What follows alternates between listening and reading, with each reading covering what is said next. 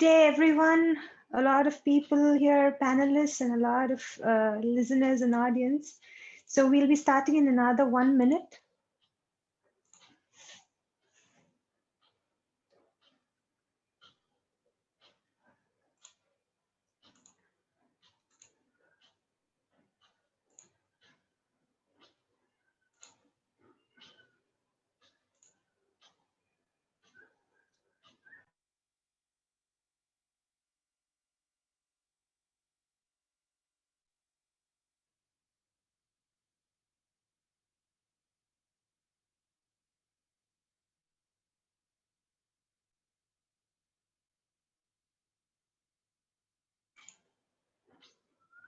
So welcome all panelists, Ms. Alirani ma'am, Ms. Shweta, and Ms.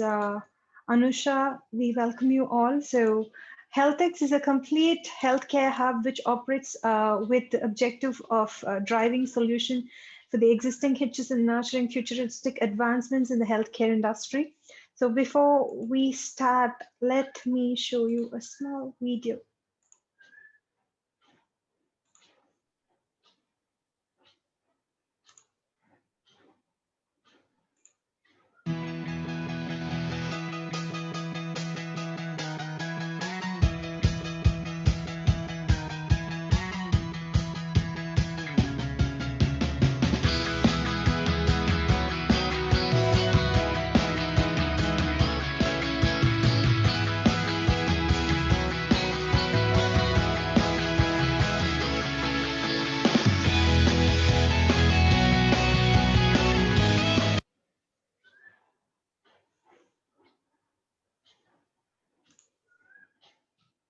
So as you all can see, red is fine, redefine. It's rising above whatever is the normalization. So we all here, the panelists and the audience are here to enlighten us on the normalizing menstruation hygiene management. So we have with us Ms. Anusha, Ms. Alirani, and we have with us Ms. Shweta to talk about it. So the first presenter for today is Ms. Anusha Bharadwaj. I'm very happy to introduce her today. She's the founder of Voice for Girls. Very happy to have you in the panelist section today, ma'am. So yes, please go ahead, ma'am. The room is all yours. Can you unmute yourself, please? Yes, here you go.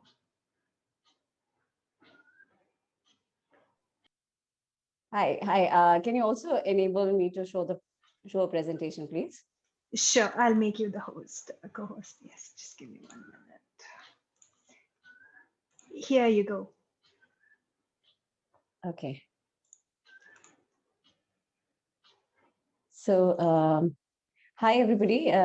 It's lovely to be here on this evening, and congratulations to the team to redefine how we look at red itself. Red is fine is a really beautiful, thought in itself, and I think that's where we need to be at this point. So, thank you for welcoming me and Voice for Girls for this panel. Voice for Girls is an organization that believes that when a girl finds her voice, she begins to change the world around her. And it's really important that we see her at the center of her life and her decision and her life choices. So that's where we started our journey to say, let's see what we can do to help the girl find her voice. I'm Anusha Bharadwaj, and since 2002, I've been working in the development sector in several organizations. And Voice and Soch are the two organizations that I'm closely associated with now, and I'm the founder of Soch for Social Change and Voice for Girls. We started off as a social enterprise in 2011, and we believe that working with marginalized adolescent girls and giving them critical information about their bodies, their health, how to stay safe from violence, and preparing them for the future is really critical, along with things like life skills and communication skills, to be able to put her again in the center of her own story and her life. We worked in several states, but we're very active in Telangana. And we've reached out to more than 100,000 adolescent campers with our work. And we work with young college mentors. So then we've also worked with around 4,000 young women in the process in India. Now, when we look at an adolescent girl, there is a lot that's happening in her life, right? Like, and if you look at the context of something like urban India, the girl has a lot of dreams and aspirations and of where she wants to be, what she wants to do with her life. But look at a rural girl, say in deep pockets of Telangana. Imagine that she is a 13-year-old. What are some of the thoughts that are going through her head? And these are some of the anxieties that we have populated in Voice for Girls from the girls that we work with. So this is not imaginary, but it is collated from several experiences of girls. Okay, so she is basically thinking about why her body is changing, and she's figuring out that there's something that's different, but she's not doesn't have the information of why this is happening, right? Her parents are constantly saying, well, it's okay, you study till wherever you want. Maybe she's already dropped out, but her aspiration is only maybe to till 10th class. After 10th class, we'll see where you go, and mostly it is about getting married after that.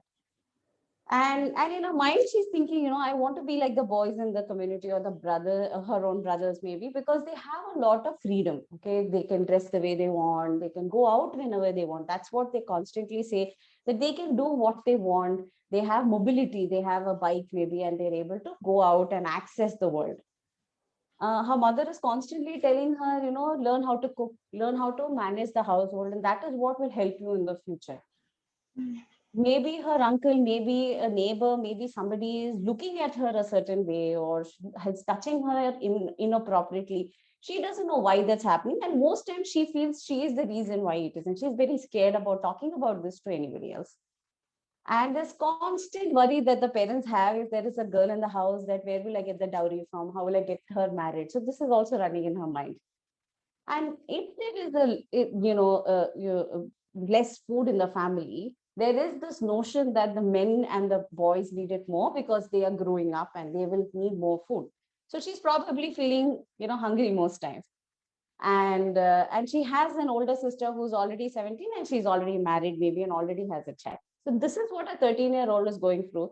And I must say that this we collated before the pandemic, and I'm sure the pandemic has exacerbated most of these concerns for these girls, right? And when you look at adolescent age group, it's a very critical age group, especially in a country like India, because we are a country that the population of the country is already becoming very young. Okay, so most of our population, 21% of our population, which is almost 75% of the US population, is just young people in India. Yeah, and these adolescents, you can see most of them have already dropped off. They are not accessing higher education. And you can see that 80 million adolescents are already in work, in conditions of work. So when the age group is this critical, I think we must do something to invest in that age group. But unfortunately, especially when you look at boys and girls experience adolescence very differently. Okay, when a boy comes of age, is what they call it, suddenly they're given a lot of freedom. They're given a bike. They're okay to, if the boy goes out. This is a part of their culturalization to become a man. However, for the girl, it's the exact opposite. Everything is shut. She cannot go out after dark. She should not talk to boys. She should not jump. She should actually contain herself. There are places where they say a girl should not be heard and seen at all, right? So whether it is access to technology, access to education, having her opinion and a voice, boys and girls are experiencing adolescence very, very differently. And when you look at something like menstruation, it is across the board. I'm not saying that this is only a rural India problem. Okay, this story is from a field coordinator, a young woman who worked with us from the city of Hyderabad. She studies in one of the best colleges, and her parents are both civil servants. So you can see that the kind of family she comes from. She shared when she had come to train with us to then go into the schools to train other girls. She came to train with us, she said, well, for the first time anybody is even talking to us about menstruation, because for her, she said, when she got her first period, her mother was like, oh, this process has started, it will continue every month, this is how you use your napkin. But really, why this process has started, what's going on in my body, what are the parts of my reproductive system, why is it that I need to take care, why is it that I need to make choices to keep myself healthy, is not something that was a conversation at all, right? So if this is what the situation is in urban India, let's look at what some of our girls said. So we again collected this information from the girls that we worked with. So we said, okay, what are the changes that you can expect during adolescence? Their awareness about this was very low. Yeah, as you can see, almost 3 out of 4 girls did not know what to expect as in physical changes during adolescence. And they did not know, half of them did not know why they got their period. They were not aware of their reproductive organs. And most importantly, they were not aware about menstrual hygiene practices and that they need to change their sanitary napkins regularly or take care of their themselves during that period, right? Half of the girls, if they don't know and they're experiencing menstruation, they don't know how to take care of themselves. And very interestingly, when we said, what is the cause of menstruation, if they think of it as their, given by God, in the sense that God has ordained them to have their period. It's a very sacred thing. So you can see how faith is very, very keenly linked to menstruation. So it also inhibits, access of girls. Say, for instance, they say we cannot go into the kitchen because we are not clean. During that time, we are not clean. So when you add on faith to their understanding on menstruation, it is really interesting to see that they think of it as a thing of why they're not clean, right? Now, so having given that context, now you look at this 13 to 17-year-old, you can see that she comes from socially, economically challenging background. She has low self-awareness and esteem, and she's already facing violence. And so when you look at her, she's already having poor health and hygiene because she's not getting enough food. Nobody's telling her about information. She's most likely dropped out. We can see that a lot of girls drop out during that puberty age. And if she drops out and a girl is at home, there is a lot of, the community's eyes are on her, family's eyes are on her. Most likely she's married. And if she's married, she's most likely already had a child or 1 or 2 children. And because she does not have ability to make life choices, and she does not have ability to go out and earn because she's already dropped out of school, most likely she's faced abuse at home, whether before marriage or after marriage. And because of that, it's most confined to home, right? Now, if you look at data in itself, you know that almost half adolescent girls in our country are already anemic. 2 out of 3 girls have already dropped out of school. And if they drop out of school, they are married off. 70% of them are married off before the age of 15. And if they are married off before the age of 15, they'll continue to remain illiterate for the rest of their lives, right? And you can see that a lot of them marry before the age of 18. And 1 out of 5 mothers in India are of children who are less than 18 years of age. They're already mothers before their body is ready to bear children. And you can see that a lot of them face violence. And if they are already married, they start thinking it is okay to get beaten by their husbands if they're making any mistake. I can see all of this is very, very interlinked. And again, worker participation is very low because she has no skills. She dropped out of school. And you can see that India is one of the least in terms of women accessing workplaces.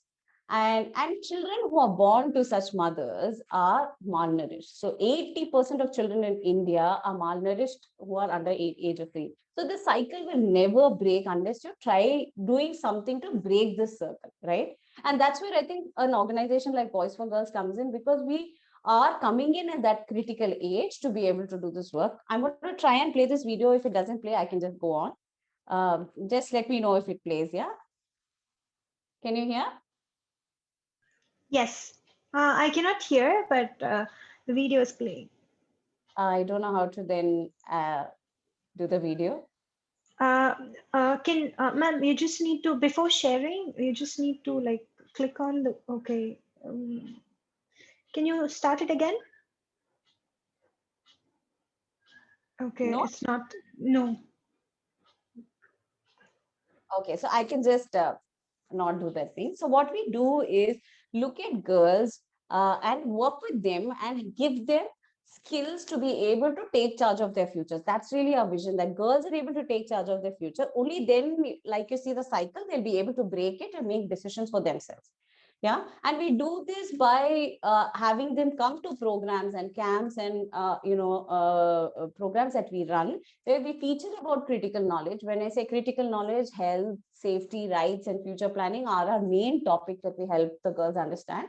And it's all woven in, of course, life skills and communication skills.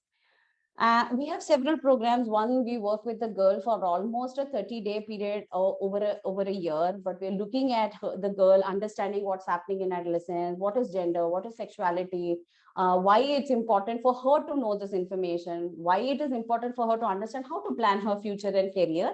And in all of this process, we are also enabling her to become a peer leader in this community, because our access to girls is limited. Now, through this girl, we enable her to then reach out to communities that she comes from.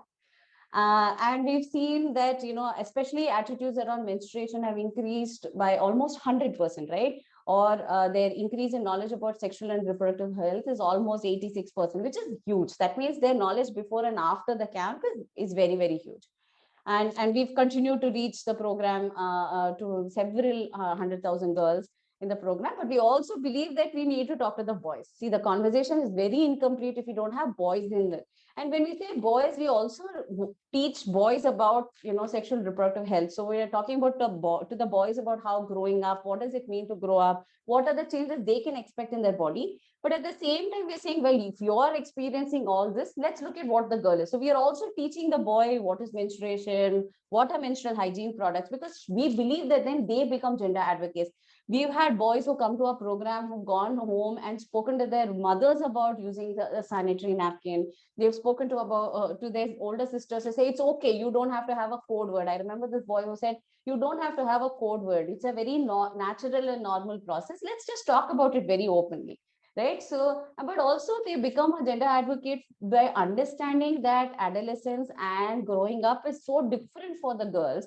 So they start understanding why they're getting more food. They're understanding why girls are not allowed to go out. There is this boy who, in fact, recently in one of our online camps have shared that, he used to take his sister out with him whenever he went to the market, but he started noticing that boys were looking at her. And before the camp, he said, well, it's because of you. You are doing something. You should just stay at home. But after camp, he realized that, well, the problem is not with her. The problem is in the way the boys are looking at her. So how did he enable himself to have that conversation with her to say, it's important. So it's really important when you talk about something like menstruation to bring boys into this conversation as well. And you can see, especially things around sexual and reproductive health, their understanding and their idea about it is also moving up, right? So 50% of them have more knowledge after the camp, and especially around safety and violence. It's very interlinked when we talk about safety and violence, and their understanding has gone up by so much. And we work with young college students, like I said, so they come and they intern with us. So we've worked with more than 4,000 young college students, and then they in turn go into these schools to do this program. And so that's how, we worked with government partners. We go to government residential schools and government run schools and institutions to do the program. And through our leadership program and teachers trained, we worked with several. So that's who we are. And that's our work. So thank you again for having me on this panel, and over to you. Thank you. Thank you very much, Anusha, ma'am. I can easily relate when you told that when you train the school students, they come up with a different kind of scenarios. Like you just told one case study wherein the brother and sister case study. So I am Shanmati, like I am the CVO of Vitivise. So we do behavioral analysis for students, for school students. I had a case study wherein this girl, when she walks out of her home, before she reaches her school, she has to put her head down like this. She'll not take her head up because of the parents. Because the parents say if somebody is looking at her, it is her problem, not the other's problem. So people, not only in old age, not only in rural areas, but I can still feel girls who are brought up in cities are still ill defined on the education for this menstruation hygiene. If I am of age 13, or if the girl is of age 10 to 15, they should start to teach her about what menstrual hygiene management is. This is the need of the hour. Let's just normalize this. What is going to, as you just told, I was very impressed when you told, like, if you are coming of age, this is going to happen. This is the change which is going to happen, and this is how a girl is. So there are girls still who don't go out of their houses after 6, even in cities. So we can see we can still see that gender bias.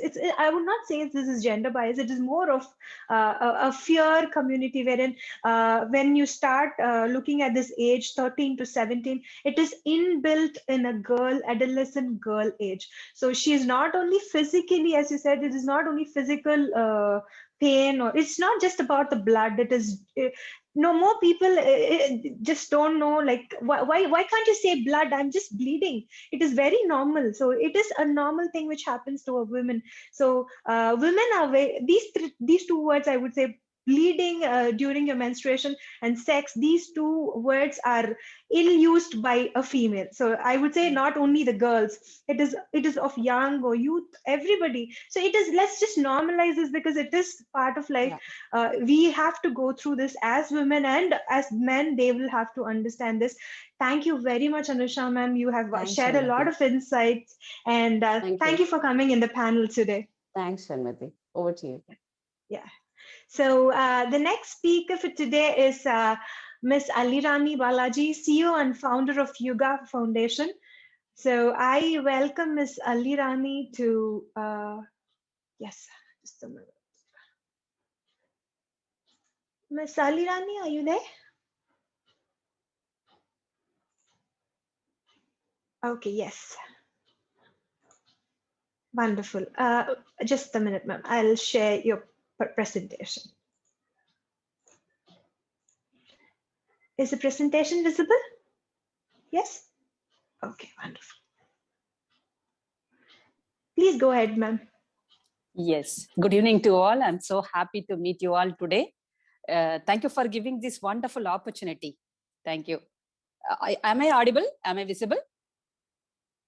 You're visible and audible, clear and good to go. Yes, thank you. Thank you. Yes, this is Alirani Balaji. I'm the president of all women organization in Trichy, Tamil Nadu. We are all women personalities. We join together and to serve the society, something to giving back to the society is our motto. So we join together and we are doing our socio-centric programs and projects in and around Trichy and all over Tamil Nadu. Now we are partnering with many organizations, many people, and doing our service to the society. So it's today I want to share some of our work experiences regarding the menstrual health and hygiene management programs. So what we are doing and what is happening in and around our world. That's what I want to share. Thanks for giving this platform for sharing our experiences. Yes, yeah, in Yuga, we are actually working for 5 different aspects. First, child development, women empowerment, youth welfare, environment protection, health awareness. For the past 15 years, we are working under all these fields. Then we came to know that one aspect is more important to reach all these fields. That is the menstrual health and hygiene management. So let us talk about the unspoken, hidden, real tough challenge of our society today, the menstrual health and hygiene management.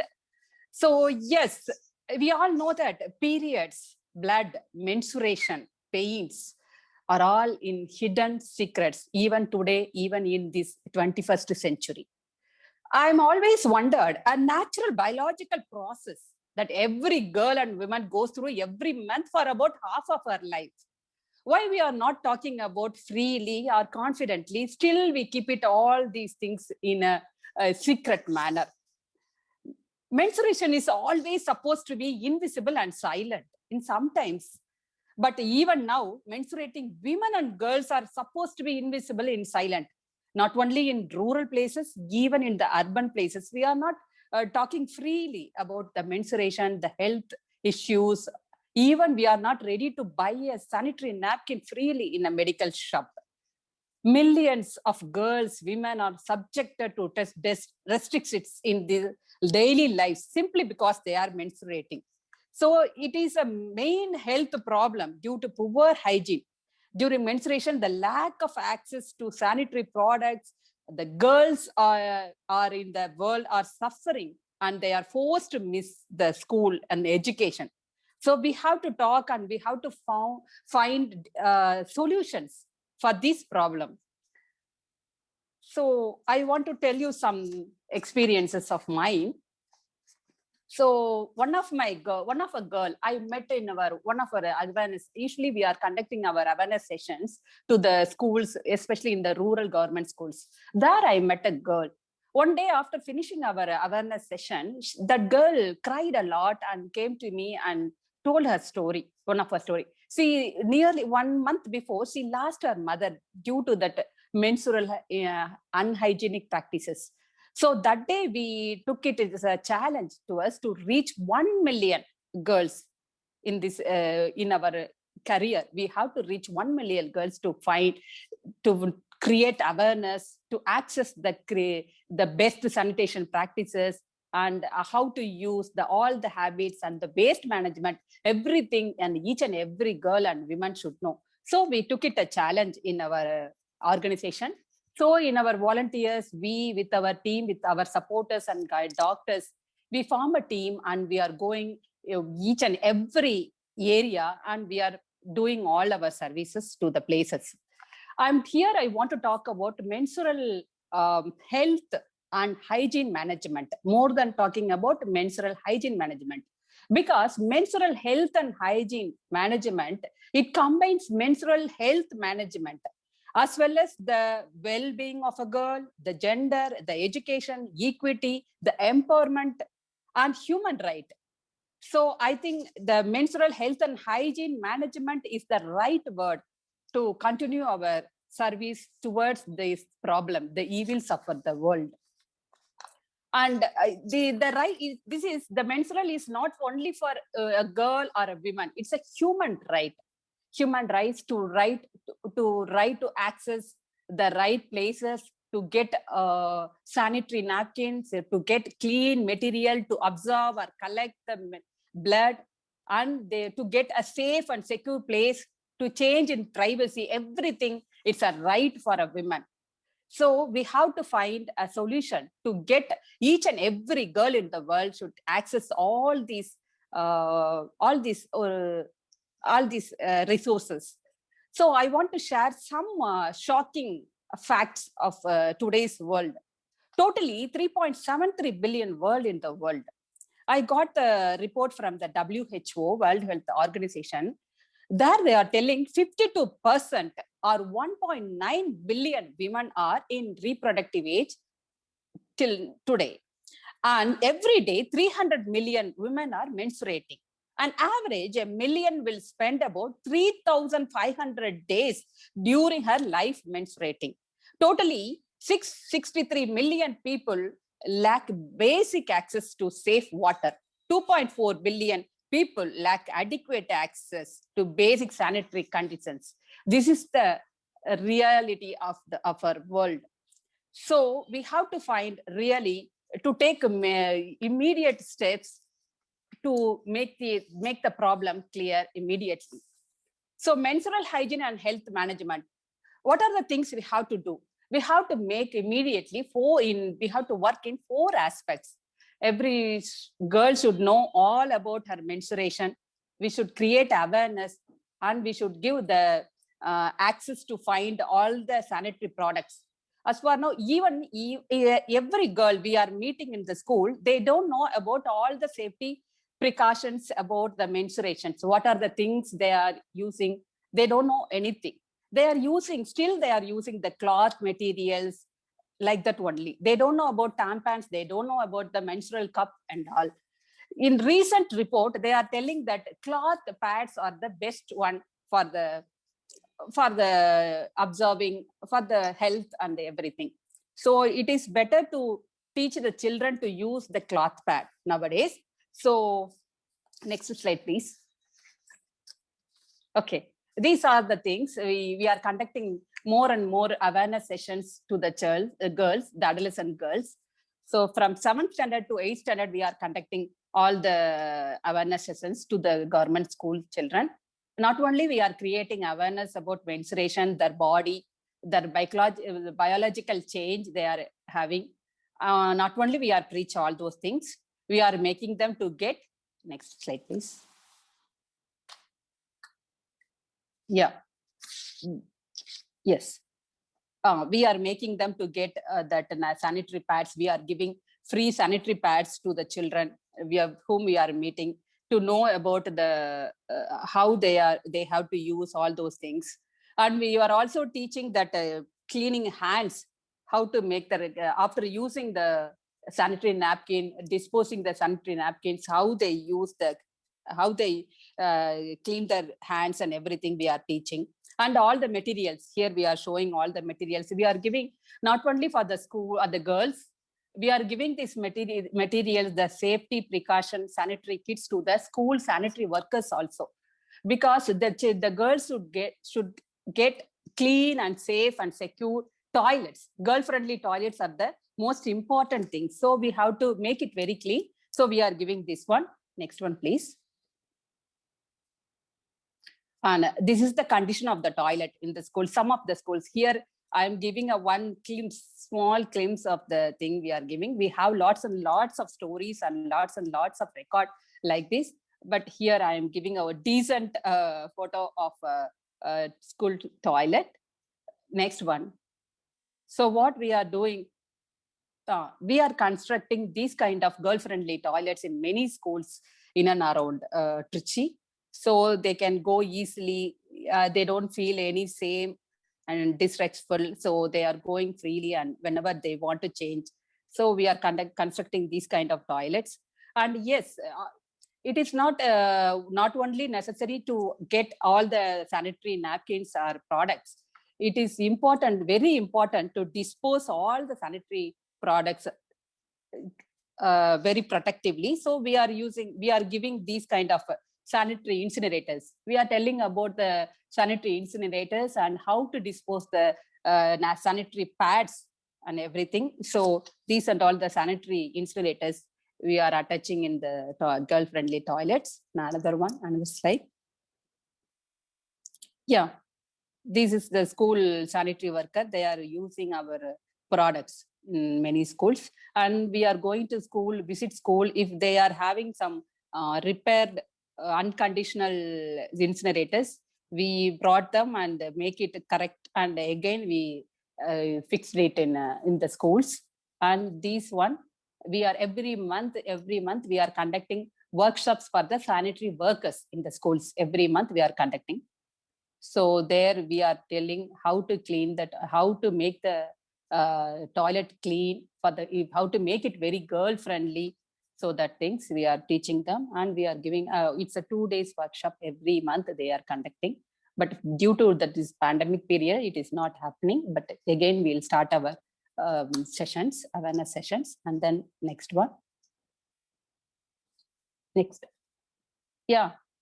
You see that many of the schools have open buckets or something. The girls are simply throwing all the sanitary napkins in the toilets, that rooms. So we are giving that lid. With the lid, we are giving that dustbins, big dustbins, to preserve, to keep all the napkins. And then this one, yeah, because we are giving that awareness sessions, not only to know about all these practices, the health and hygiene menstruation practices. It will definitely, we are giving, empowering these children. That's more important. And regularly we are conducting medical camps to the girls and their parents and the mothers. For the mothers, we are giving that awareness, and we are giving all those things. And many of the girls are very, very hemoglobin deficiency. So we are giving tablets and tonics for that also. This is happening in one of our medical camp. One mother came, she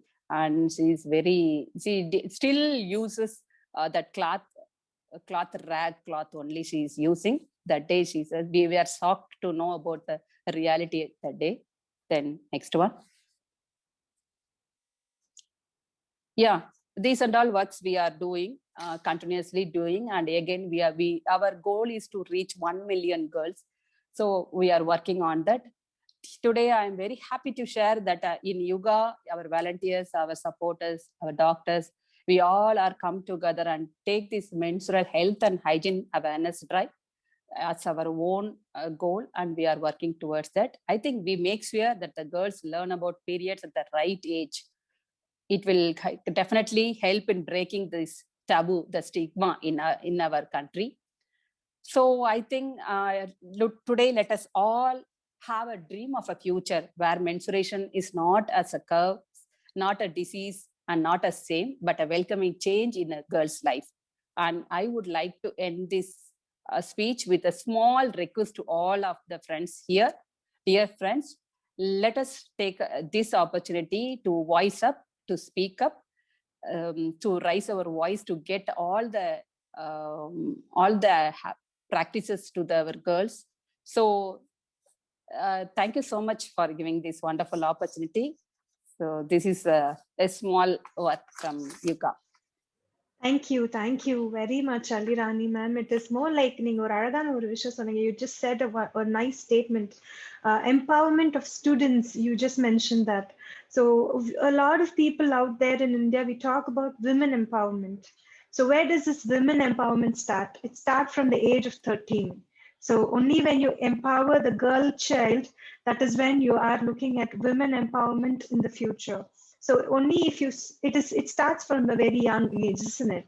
So I would also say, like, when a 13 years of age, an adult girl, she's very strong. It is not only physically, not because of just menstruation.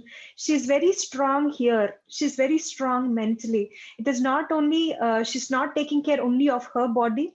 She's taking care of her physical health, mental health, the emotions which they go through, which we call it as PMS, a lot of emotions, an emotional turmoil going from inside out. And she's handling that in the age of 13. Don't we say that girls and women are more mentally strong than men? So women are most mentally strong than men because they start from a very early age, saying that they handle a lot of things from a very early age. So that they are more like there is a quote saying that women are the only creatures who are a bridge between the heaven and the earth.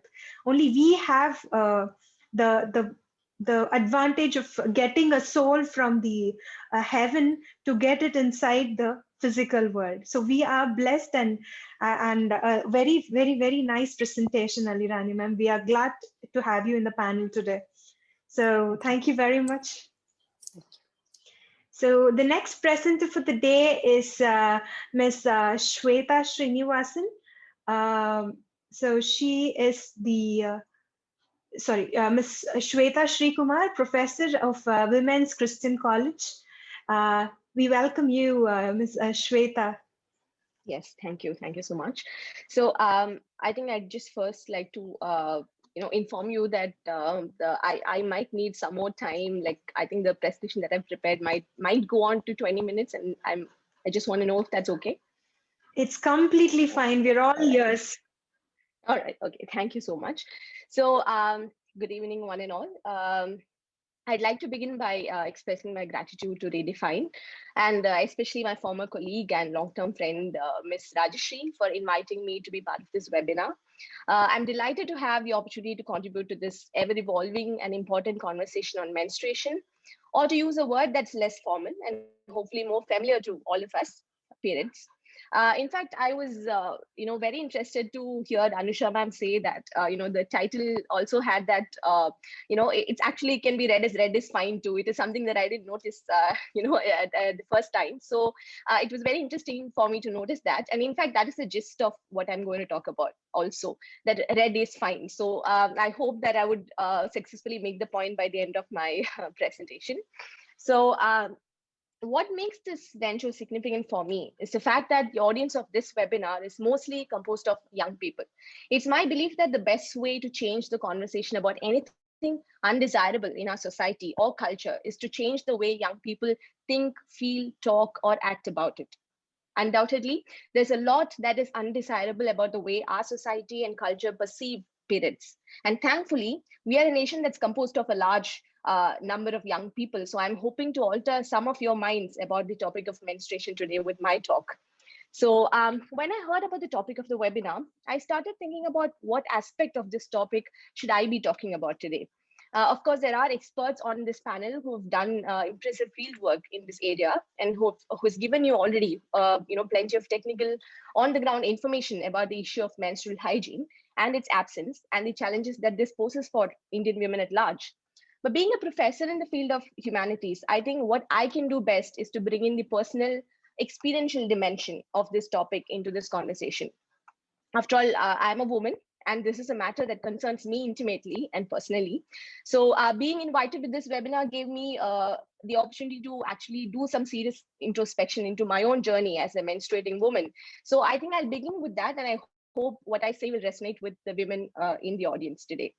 So to be honest, the monthly periods has never been a pleasant event for me. And I'd like to think that I'm speaking for most women when I say this. I mean, this is the response I've gotten from most women that I've talked to, whether it be my relatives or friends or my students. Like we do discuss about these topics in our value education classes or our gender studies classes. So this is something that we do talk about quite often. So I've never gotten a positive, response from any of the students with regard to this topic. So I'm assuming that I'm speaking for most women when I say that this is not a pleasant event for me. I don't look forward to getting my periods, right? But I'm aware at the same time that there are women who are not quite disturbed by this particular, monthly regular visitor. But I'm not one of those fortunate ones, yeah. And I recall the first time when I got my period. I remember being shocked by the blood stain on my bed covers when I woke up one fine morning. I remember trying to reassure myself, saying that I was probably bit by a large number of mosquitoes. But then when I visited the bathroom a while later, I was convinced that that is not the case.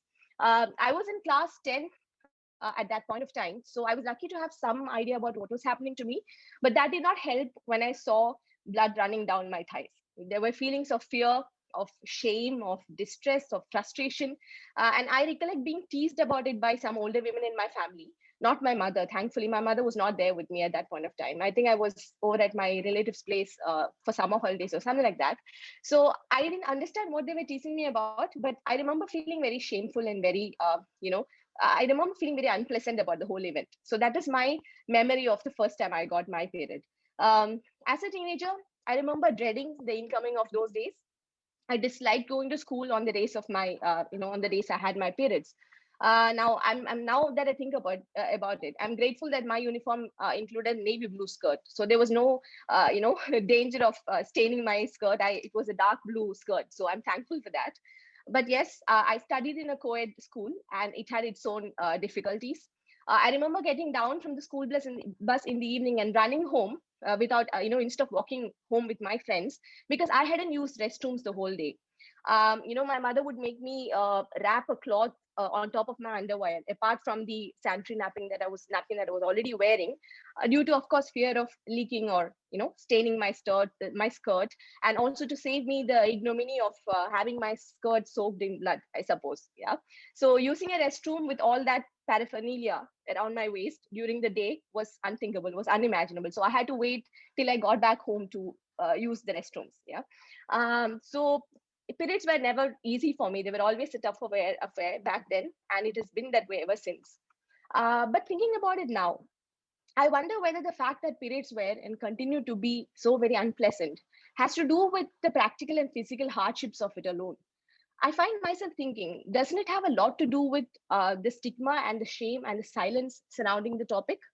And has this changed from the time I got my first period as a teenager? I doubt it. Yeah. We're living in the 21st century. Like I think Ali ma'am was also saying that we are living in the 21st century. We have artificial intelligence. Human beings are planning to undertake a tour into the space. But then what has happened to the stigma and the silence surrounding menstruation? I'm sure it has remained the same across most of our country. And this, I believe, is connected to the larger silence around the female body itself. Yeah. We are a society that is obsessed with the female body. We are obsessed with its nudity. We are obsessed with its chastity. But talking about it, its functioning, its discomforts, and the diseases that ravage the female body continues to be a taboo for us. Yeah, there is curiosity about the female body as an object, but when it comes to knowing the female body as a subject, there is silence. Yeah, the shame associated with menstruation is first imposed on women in their own homes by their own mothers and grandmothers. The shame is drilled into the minds of young girls when they are asked not to enter the kitchen, not to sit on the sofa or at the dining table, when they're asked to eat from separate plates and to wash it themselves, asked not to touch sacred plants because they'll wilt if you do. Even the rituals surrounding the attainment of puberty in our culture are designed to convince women about how menstruation is a private matter, how it has to remain unseen, unspoken, how they have to remain hidden from public eyes because they are menstruating. The shame is so much that young girls and women do not talk openly about it even amongst themselves. We refer to it using nicknames. We all, I'm sure, have had our own nicknames to refer to periods when we were young. I recall using the word chumps when I was young, when I was a schoolgirl, and even a college girl for that matter. Now, so it is important that we think about what this shame and what this silencing does to women on a social as well as a psychological plane. Right, on the social plane, this reduces women to their bodies, and this has ramifications for the kind of roles she's assigned in the society. Traditionally, women have been encouraged to confine herself to the private sphere owing to their biology, and this has continuing implications for women's participation in the public sphere even today. Right, we know how we do not think women as capable of performing certain roles, especially roles that require a lot of probably traveling, right, or require going out into the field and doing something. We do not think women capable of those things even now, right? So that, whatever has been traditionally the case continues to be the same even today. Secondly, it forces women to think about themselves merely in terms of their body. So that is the psychological impact of this. Yeah, women are encouraged to think of themselves in terms of their bodies, and this seriously affects their self-image. So I remember, I think Anusha ma'am was also referring to this impact that this has on women's self-awareness and self-esteem. So that is also something important that we need to talk about. So when we talk about the psychological impact of the period shaming in general, the best evidence for this is a 2017 incident where a school girl from Tamil Nadu killed herself a day after her teacher, and who was also a woman, humiliated her in front of her class for a period stain on her uniform. And the teacher offered her a duster cloth to use as a sanitary napkin, because the school did not really have any sanitary napkins in store for the female students of the school. Yeah. So I hate to give you, statistics. I don't really look into statistics, but then I think statistics can be quite telling in their revelation of how prevalent this silencing of menstruation is and how far reaching its impact is on women. Yeah. 71% of adolescent girls in India are unaware of menstruation until they get it themselves. And researchers think that this is because the parents are unwilling to prepare the daughters for an event that is inevitable in their lives. The parents themselves don't want to talk about this to their daughters because of the silence, because of the shame, because of the stigma around the topic. Yeah, a large number of women who participated in a 2014 study on menstruation said that they considered periods as dirty. And this obviously has a lot to do with how the Hindu religion associates menstruation with impurity, ostracizing menstruating women from social and cultural activities. The study also reveals that nearly 23 million girls drop out of school annually following the onset of periods, owing to lack of clean toilets, lack of access to sanitary products, as well as a fear of staining and accompanying mockery on the part of their classmates. Discrimination towards menstruating women is rampant in rural India, and we don't have to go too far to find an instance of this. A 2020 February article published by People's Archive of Rural India refers to 5 villages in the Madurai district of Tamil Nadu where women are required to live in guest houses. So that is the euphemism, that is the name that they use to refer to these rooms, guest houses on the outskirts of the village on the days they are menstruating. So these women are forced to spend their menstruating days in these so-called guest houses. And women themselves use this term guest houses so that the children or nobody gets to know about this. There's so much of stigma around it, yeah, about spending time in these rooms. And also these rooms do not have toilet facilities. They do not have water facilities. So it's quite horrible staying there. And girls who attain their puberty and also new mothers are confined in these rooms for almost a month. Okay, so imagine living in a room where there is no toilet, where there's no access to water for almost a month, and already you are undergoing a lot of physical and psychological trauma as part of your period. So it's quite horrible. Yeah, despite the efforts of social workers and activists to convince them otherwise, the villagers are adamant about maintaining this practice because they fear the wrath of their god, and they also believe that breaking this practice would amount to amount to bringing ruin upon their village. And they also believe that menstruating women of the village will stop menstruating if the practice gets broken. Yeah. So the article reports that this practice is prevalent in other villages in Tamil Nadu as well, but the words that they use to refer to these confined spaces where women live are different, but the practice is still rampant everywhere. Now, having said that, let's not delude ourselves even for a moment that such a negative perception of menstruation is a rural phenomenon, or that it is prevalent amongst people who are less educated or underprivileged. Studies reveal that India's educated urban upper class also practices untouchability towards menstruating women, but they have more logical reasons for the same. It's mostly explained away as a way to give menstruating women some rest. But I know you don't need me to expose the double standards of that explanation. The impact this patriarchally imposed and internalized silence and shame around menstruation has on the average Indian woman's social and psychological well-being is a lot more menacing than we imagine. Okay. However, apart from the social and psychological damage this does, there's yet another casualty to this whole problem of the shame and the silence surrounding menstruation, which is that the stigma and shame surrounding menstruation impedes the circulation of reliable information about menstruation and its impact on women. So young women and also young men do not have access to authentic knowledge on menstruation that will keep them safe and healthy, right? Now, as an educated upper middle class, and pretty empowered woman who has quite a lot of privileges, I'm referring to myself, I confess that I have never considered seeking medical assistance to handle the physical and mental distress I experience as a result of periods every month. Okay, now why is that? Okay, so here I'd like to go into a little anecdote, if you don't mind, if you don't mind. So during the course of my preparation for this webinar, I was thinking about how men and women in India are thoroughly underinformed about this very basic aspect of female biology. And while I was thinking about it, I happened to watch an episode of the famous, or probably now infamous, Indian series called The Family Man. I don't know if all of you are familiar with this particular series, or if you watched it or heard about it. Anyway, I happened to watch one particular episode of this series where the protagonist, the hero of this series, is actually visiting a shopping mall with his young son, probably 7 years old, and his teenage daughter. The boy happens to pass by a shelf which is stacked with sanitary napkins, and he enthusiastically grabs one. The father is very embarrassed, and he keeps glancing in the direction of his teenage daughter because he's anxious whether she'll notice that this boy is grabbing this. We're not supposed to, what do I say? Visibly have a sanitary napkin in our hands, right? Because it's something very shameful. So he's very anxious that his teenage daughter would notice the boy picking up the sanitary napkin. So he actually scolds the boy and asks him to put the sanitary napkin back on the shelf because the boy, of course, doesn't need it.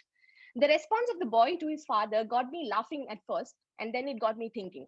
The boy says that he has seen in advertisements how there is a girl who's very depressed, who's very sad, who's very inactive. Okay, and she uses this sanitary napkin, and after that she becomes this energetic, happy person who runs around, jumps around, and does everything. And he wants a sanitary napkin because he wants to feel the same way.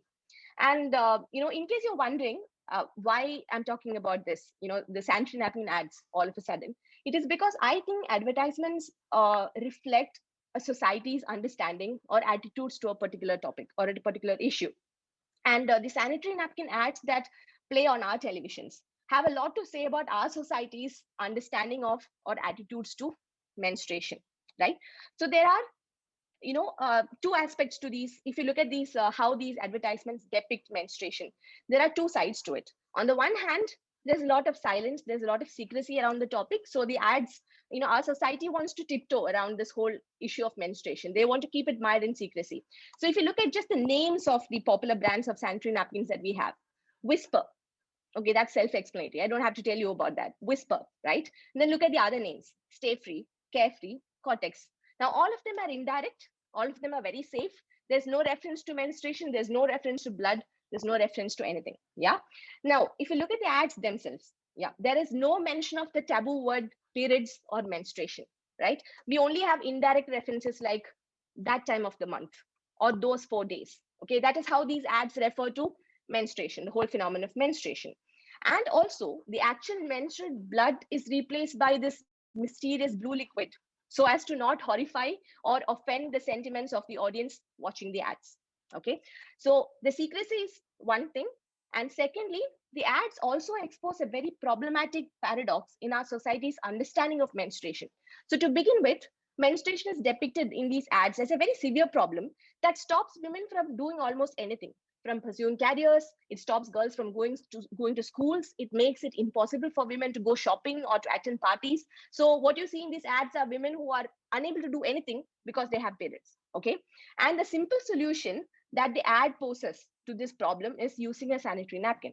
Now, all of us women who use sanitary napkins know that it is not that simple. Using a sanitary napkin does not solve our problems. We also know that having periods does not stop us from living our life. We go on and live our lives. We go on and do everything that we want in spite of having periods. So on the one hand, it problematizes period. It shows it as something very severe, something that ought to stop women from doing things. Now, on the other hand, it shows it has this very oversimplified depiction of periods, where after using the sanitary napkin, the woman is completely fine. So like I said, that is also a very false and very unrealistic depiction of menstruation, because we all know that in reality, menstruation is a lot more complicated process. Yeah.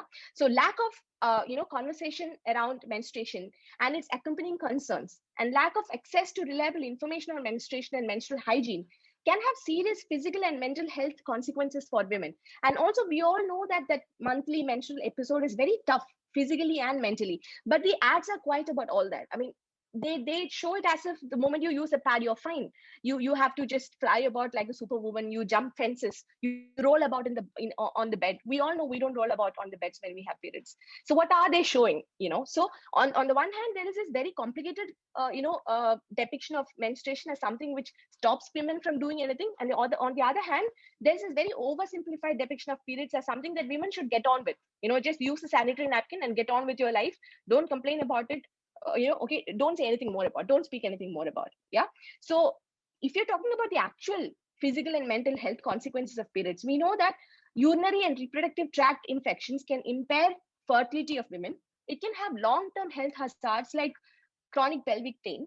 Okay, a 2018 report published in the International Journal of Community Medicine and Public Health says cervical cancer is the second most common cancer to affect women, especially in rural areas of Tamil Nadu, and which is a result of poor hygiene and consequent infections.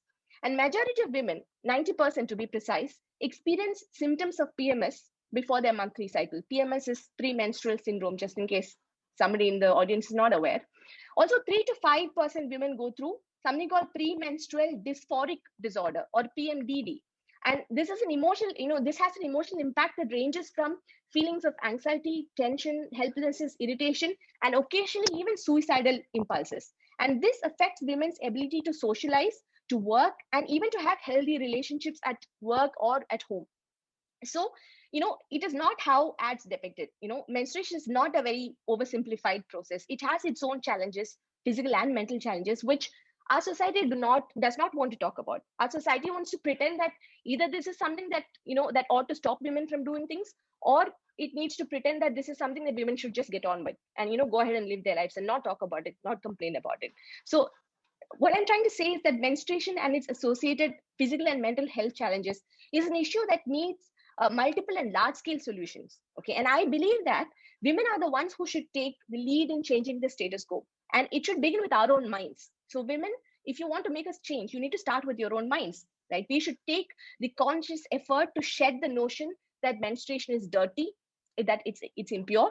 We should learn to say the word confidently and not use nicknames. Yeah. We should take the initiative to educate ourselves about our body and its functioning to ensure our health and safety.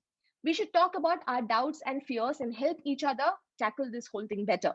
We should resist the urge to accept sanitary napkins wrapped in brown paper or black covers. We should refuse to carry the shame that this society imposes on us. So it's up to the women to start the change, I think, right? And of course, there is a question of men and what they know about menstruation. I think both Anusha ma'am and Alirani ma'am touched upon this. We cannot leave the men out of the equation. It doesn't work that way, right? At least, of course, they're half of the population, so you can't leave them out of this conversation.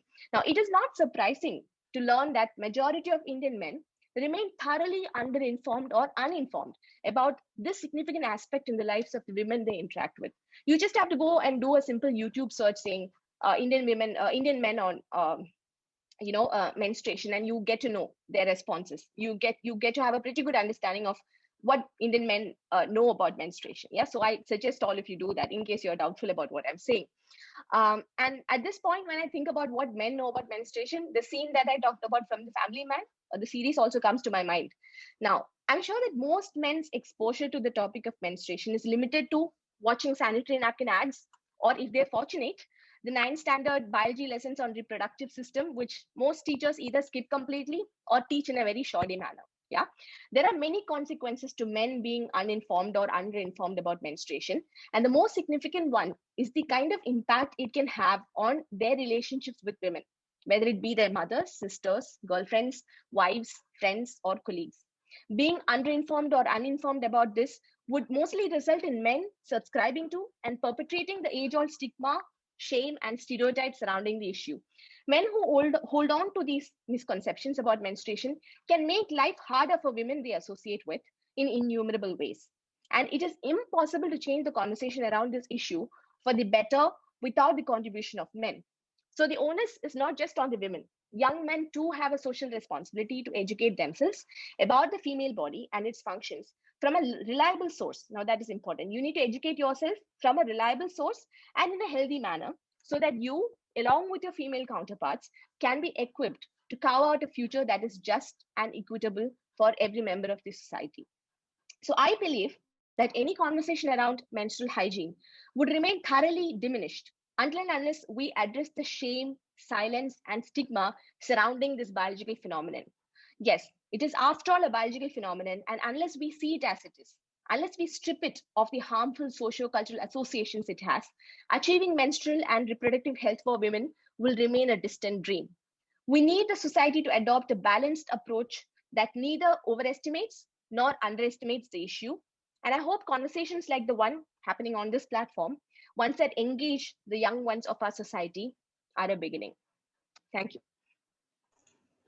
Thank you, Ms. Shweta. A well-balanced presentation, I would say, because when you were talking about keeping them inside the rooms, a lot of silence. I just had this thing in mind about the period ads.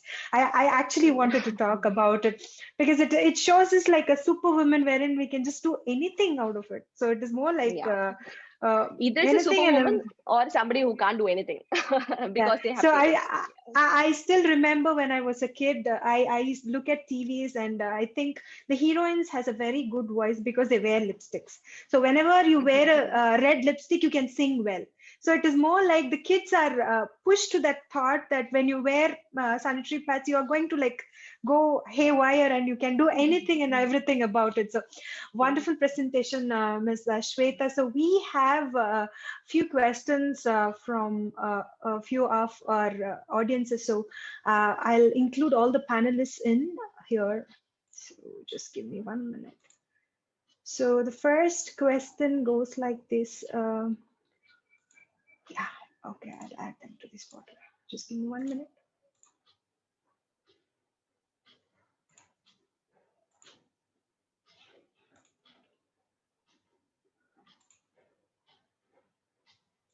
So yes, we have few questions, Ms. Anusha, and also for Ms. Ali. So there's a guy has asked this question in general, like who should create awareness to the kids about the menstrual hygiene? And do you think the next generation giving more attention to menstrual hygiene? I mean, who does take responsibility for that? So be it a girl child or be it a boy child, who are we responsible? So yes, ma'am, this is over to you. So probably I can do, and then maybe Ali, you can also join. Yes. So I don't think that it should be there to one category of people, like it should be done at home or it should be done at school. I think information about this should be normalized, whether it is at home, whether it is at school or any other institution that you access. We are at a point where the information, like I said, information around, and I think every speaker has spoken about how much there is ignorance about menstruation, whether it is media, whether it is school, whether it is home. We need to attack it from all fronts. There is no one institution that should be held responsible. Okay, when you look at socially and economically marginalized communities, you cannot say that the mother at home should be teaching because she probably doesn't know herself. So then she, needs to have that access, or he needs to have that access, whether it is that whisper ad that says, well, this is it and this is how much. I remember whenever we do our work with, young boys, we give them a sanitary napkin and we ask them to pour water. So first, tentatively, they'll pour 1 cup of water and then they'll pour more, and then they realize how much that holds. And that's when we explain that as women, this will only last us 4 hours, maximum 5 hours, right? So that's the gravity of what you need to explain. So this girl or boy needs information from all sources. I think we need to attack it from all ends possible. So it shouldn't be one institution's responsibility. Wonderful. Does Shweta or Ali ma'am want to add some value to the same question? So who do you think is responsible to teach the kids about menstrual hygiene? Yes, Shweta, you can unmute yourself. You can unmute, yes, please. So I think the schools have a lot of responsibilities, what I think, because like Anusha ma'am said, the parents, they might be themselves unaware, the mothers might be unaware, they might not have had access to, reliable information about menstruation, menstrual hygiene. So I think the schools should definitely step in. And we should have a robust, sex education in place that would, enlighten the students about these things. I think teachers do play a role, a great role in doing this. So they have to overcome their own, insecurities, their own hesitation about this topic. And I think most of us have had the experience of our biology teachers skipping the whole chapter, because they are ashamed about it themselves. So I would like to think that the school definitely has a huge role to play. But then, like ma'am said, yes, I think this is the age of the internet, so everybody can inform themselves too. So I think both men and women, like how I said at the end of my talk, have a responsibility to educate themselves as well. Yeah. Wonderful. So I would extend the same question to Alima, because she works with a lot of schools, a lot of children, educating them what is it. So when we're talking about the incinerators, when we're talking about the toilets, you just showed us how a girl toilet looks like. You just used a word called girl-friendly toilets. So and you just told like you are educating these sanitary workers who are working in these girl toilets. So what is the impact? You just think about it, ma'am. Like, let's say teachers are playing a major role and schools are playing a major role in educating the girl kids and educating the boys about this. When you put an incinerator in a school, or when you put sanitary workers a training in a school, what impact does that make? So share it with us, please.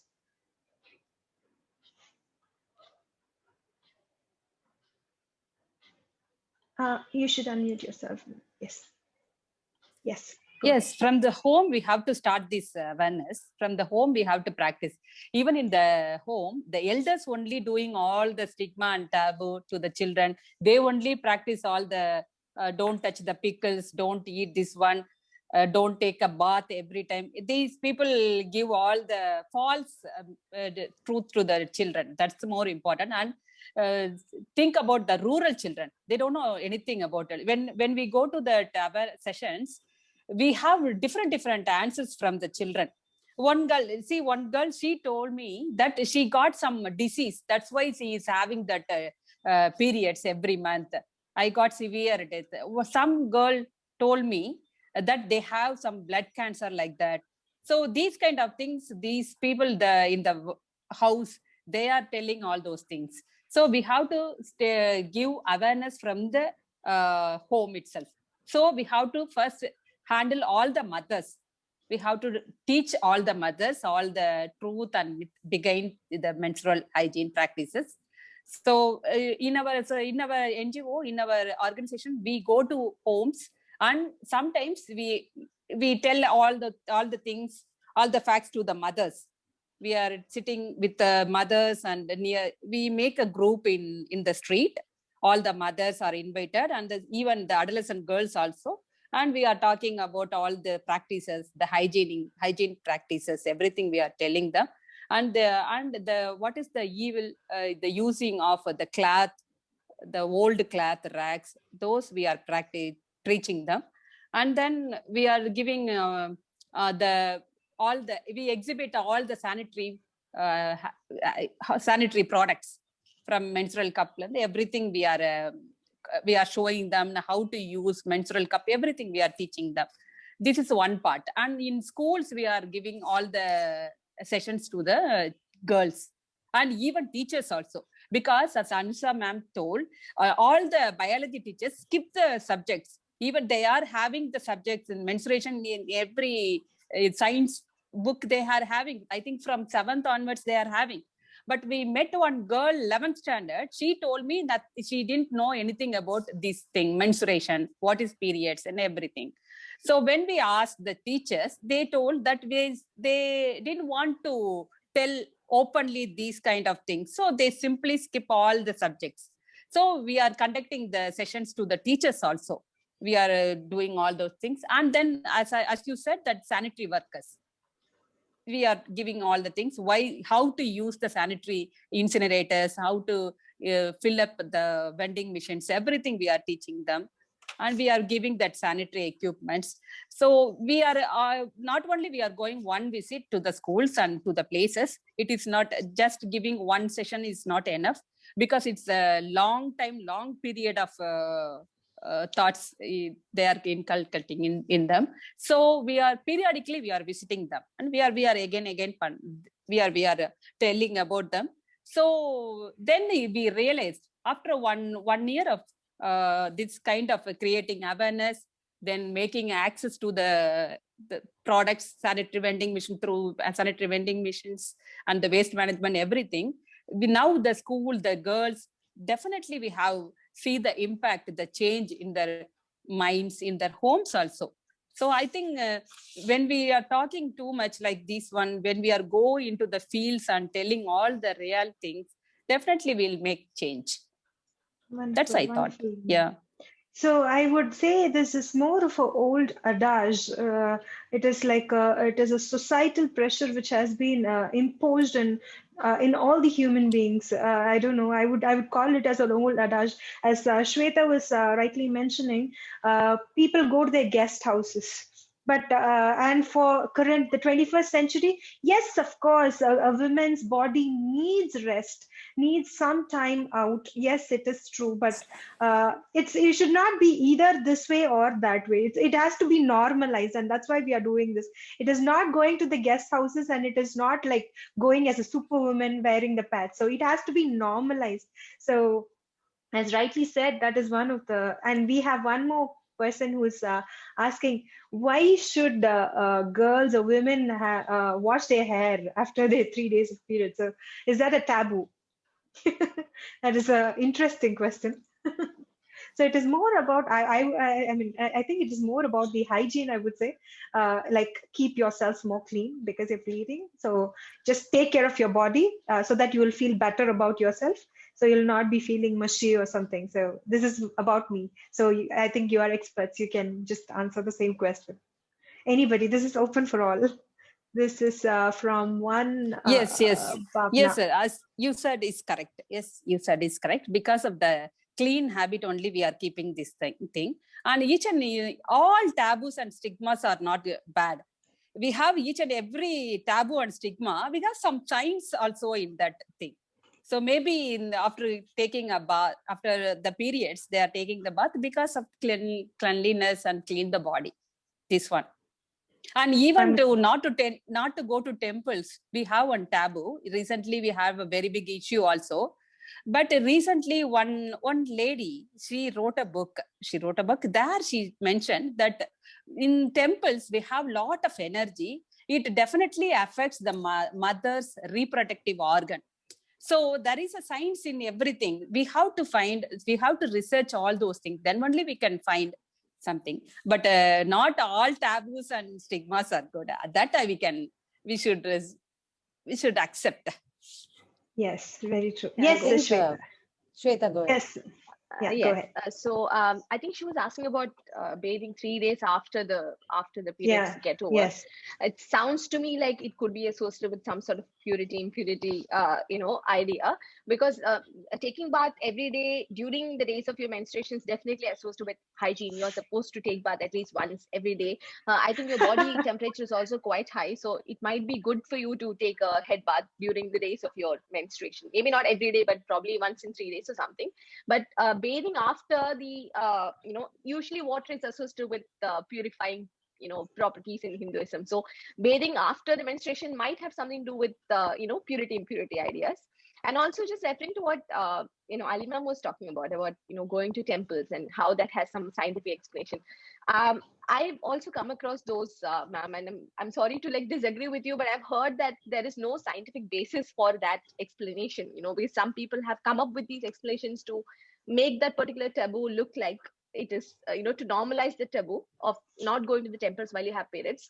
But I know plenty of women who have done that just to test the taboo, and they all seem fine. So I don't know if there is any scientific basis to that explanation.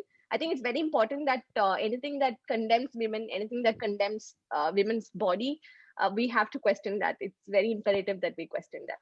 So I just wanted to make that point. Thank you. Yes, Anusha, ma'am. Please go ahead. Yeah, sort of agreeing to what both of them said, that, hygiene is important. So even we tell our girls that twice a day, in fact, if you can, because we come from a tropical country, and during the period, it's good to sort of have your bath at least 2 times a day. Okay. But again, this whole 3 days, I don't know what that cutoff is. I'm sure a lot of, girls and women who mentioned, you're not going to stop in 3 days. It's going to go on forever, right? So Yes. definitely your purity, sort of you're impure. And actually that's when, look at it science, then look at it in the scientific way, right? When your menstrual blood is actually fertile, right?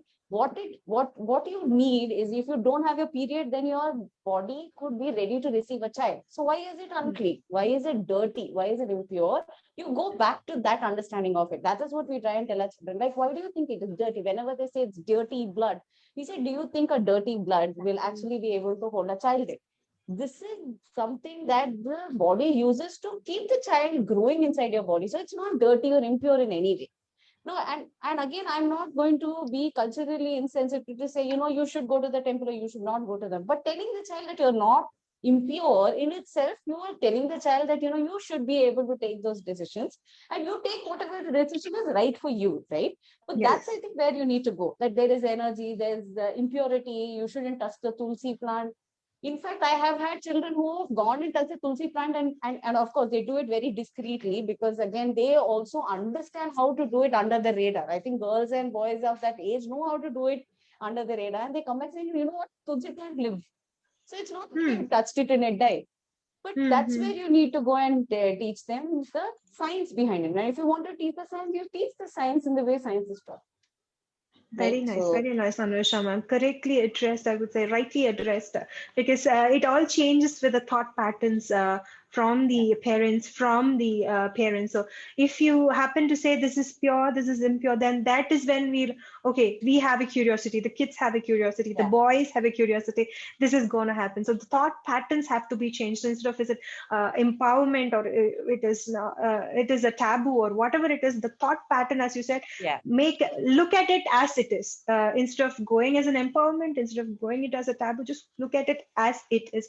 That is a very nice thought pattern. And talking about it personally from my side, I would ask both of you a small question, like breastfeeding mothers. So let's say it is a very big question mark now. So normalizing, just like normalizing menstruation, normalizing breastfeeding is another big important part of the society now. So do you think the society needs to come up with more rooms, like wherein a shopping mall has a male and female, and they don't have a breastfeeding room? A lot of urban cities as well, I'm talking about, only places with luxuries, like you go into an international airport and you walk into a 5-star hotel, then you find a separate rooms for this. So what do you think about it, ma'am? You can share your views. I mean, it is a similar kind of point which majority of the people are looking at.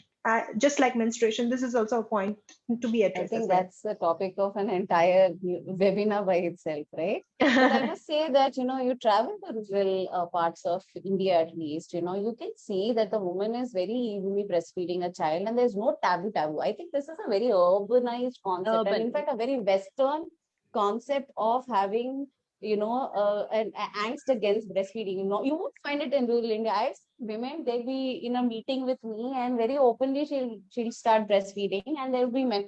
So it's a very Western, very urban phenomena. That's where I'll start with. And second, I think like, all of you mentioned, whether it's sex, whether it's breastfeeding, women's bodies is a site of control. Girls' bodies is a site of control. And you are finding multiple ways to control it, whether it is menstruation, whether it is access to reproductive, choices, say, of contraceptives, whether it is even to have a child, not have a child. I know women who've had 4, 5 children because they want a male child, right? So, like I said, this is definitely something that you should pick up as a next webinar because that's huge, talking about. But I must say that we must dissociate that, the role of a girl is to bear a child. And a lot of the conversations in society is that you should be the girl's choice whether she wants. Just because I'm menstruating doesn't mean I am preparing myself to hold a child. And this is what even sex ed in schools teach them, that you must prepare and this is why you need it, because you need to have a child. That I think you need to disassociate that very critical thing, because it's a choice of a woman whether she wants to have a child or not. I mean, we must normalize that conversation, and that's really important to have. Wonderful, wonderful, wonderful. So let me check, is there any other questions to be asked? Yeah, one last question. Is it okay to take medicines for pain during periods? So yes. I think if you have unbearable pain during the period, there are a lot of medical conditions in which you have painful periods. You must definitely consult a gynecologist before you take any pain medication. But sort of coming back that the pain is not just physical, but it's also emotional. It's really important to understand that periods is not a physical phenomena. It's not just a physical thing that the woman is experiencing.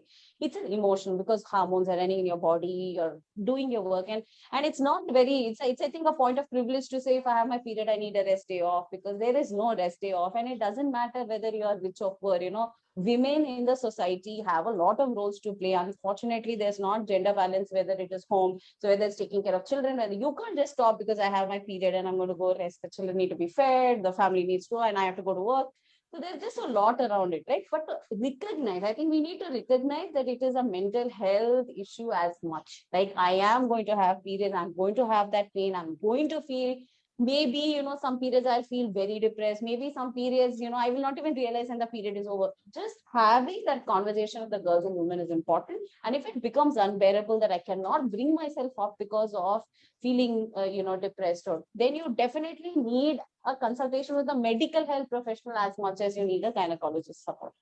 So recognizing, again, normally these conversations that, not one period is similar to the other period, right? Like some days some periods you just don't notice and it goes. And some periods you just cannot get yourself out of the bed and you're in extreme. It may not be just physical pain. It may just be that you're not ready to, and normalizing it to say, yes, I recognize that this can happen, what we need. So I would say, like, it is more like, if you want to rest, just rest. Just don't make it a big deal. And if you want to just go and carry on with your work, if you're good with it, just go with it. Because I have seen, yes, Shweta, yes, please go. Yeah, I know. I totally agree with what Anisha ma'am said about taking, probably a doctor's advice before, medicating oneself, even if, whether it's about pain or whatever. And like ma'am said, sometimes if you have endometriosis or something like that, the pain could be severe.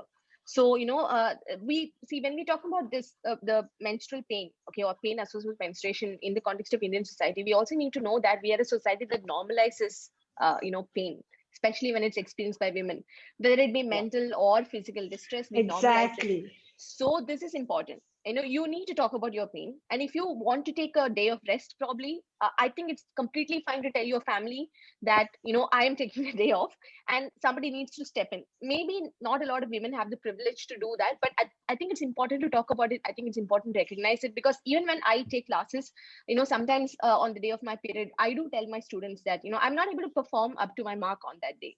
So I do tell my my girls that, I am, this is the first day of my period, so I need to sit down, or probably I'll take classes sitting down, or probably I will just give them work and I will, I will take rest. So I think it is important for us to recognize that women have maybe menstrual, pain associated with menstruation, which needs to be tackled. So that's also very important, because we do tend to silence pain associated with menstruation, or generally women's pain at all in our society. So that I just wanted to make that point. Wonderfully said. Rightly pointed out that because I just wanted to say that I think we are in a very good sync. Whatever I think you're about to speak, you're uttering the words out. Wonderful, But then, wonderful. Actually, Shanmati, there's also yes. another side to that. I'm sorry. Yes, there is please this go ahead. tendency to sort of, classify anything that women say, any distress, emotional distress or anger that women express as PMSing. So we see that extreme also. Okay, so like a woman says something angry, or says something that she disagrees with, she's upset, and say like, okay, are you on your PMS? Are you PMSing? That is also one issue that's very problematic. So, it shouldn't be either of these extremes. Like, we should strike a balance, I guess. I would tweak a little bit of your sentence, Shweta, Sure. because when it comes for women, we are more behaviorally strong. That's what I just told. Because when we as women, we have a lot of behavioral analysis back at the human brain, because we are strong in few points, as you just told, PMS. It is not that women are behaviorally strong, mentally strong. So but we analyze the base, we analyze the root cause of any problem. So PMS is where comes from the person who understand things from the top level. It's not going into the root cause of what is happening. So PMS is usually like that. So when you ask somebody, okay, as you just told, these are the emotions you were talking about. Why are you angry? Why are you this thing? Why are you PMSing? The normal ads, memes talk about this because they look at the grassroots level. They don't get into the root cause of what people are looking at. Wherever it is, be it in the family, be it in a boyfriend or girlfriend, be it in a mom or a son. So this is how a conversation looks like. So that's why I told you it is more, we are emotionally and behaviorally strong, because that comes from a basic psychology wherein we start menstruating very early. We understand our body, we understand social responsibility, we understand other human people behavior. So that is why we are mentally strong. So that we have to understand that. So just tweaking a little bit of the phrase there. So yes, we had a wonderful discussion today. So I am very glad to have such beautiful panelists, such beautiful women today to talk about and normalizing menstruation here. Thank you for being the panelists, and for the students here. We have an opening. I hope this is visible to you. We have openings for volunteers and ambassadors. So if you are willing to join as a volunteer, please do share your resumes, and please share your concerns to this email ID. There will be openings of this forms soon in our websites. If you, I'll stop sharing in a count of 5, 4, 3, 2, and 1. Thank you, panelists, for a wonderful discussion today. So it is a success today. Red is fine, finally. And I hope you got it, Shweta, finally. It is red is fine. Wonderful. So thank you, Ali, ma'am. Thank you, Anusha, ma'am. And thank you, Shweta. We're glad to have you here. Thank you. Yeah. Great. Thank you, everybody. Good luck. Thank you. Bye.